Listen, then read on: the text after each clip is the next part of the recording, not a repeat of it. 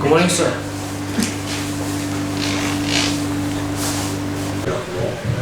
Good morning.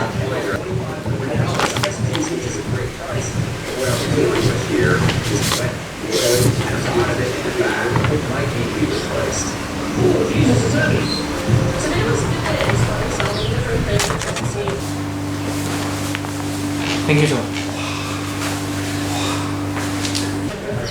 You do know becoming a teacher is one of the world's hardest job, right? Why would you say like that, sir? Teaching children is going to risk their future in your hands. Becoming a teacher is risking your doings and decisions to shape and inspire them. Bringing good future for them means you have succeeded. But based on statistics in this era, failure tends to be more than the success. Are you sure you are up for the task and the challenge? Yes, sir. Of course I'm ready for anything.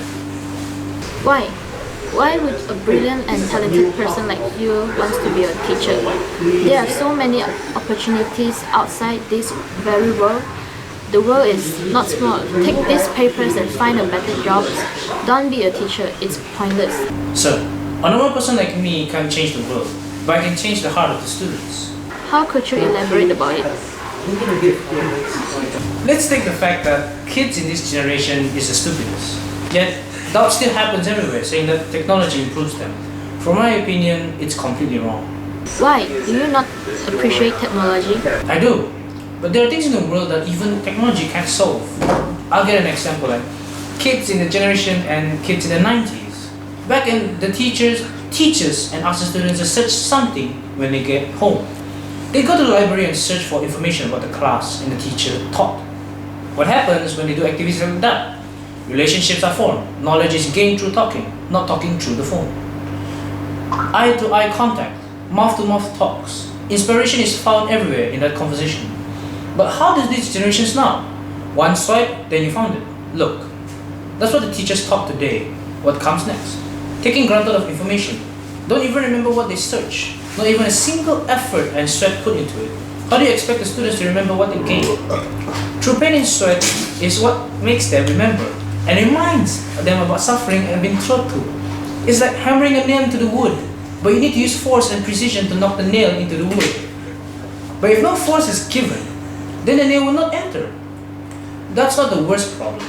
The worst problem is that they forget what is the nail for. Then how would you teach your students? Teaching them is not the problem, but guiding them to understand is the problem. How? Understanding how the world works, how large the world is. Textbooks is only making the students remember. System today is like the more you remember, the more marks you get. Yes, what happens to the student who gets straight A in their college? What happens if they enter college? Some will fail because they only know how to remember, not understand and apply in life. That's why they fail. They need not to know that what you learn is what you apply in life, not put in life. Isn't that what students need to know? So how are you going to teach the students? I'm going to teach them my way, not like the other teachers' methods or the traditional way. Well, I'm interested of your teaching. I hope that your teaching could improve the students in this school. I hope so, sir. So would you like to talk about your salary later? It's fine by me, sir. Welcome to the job.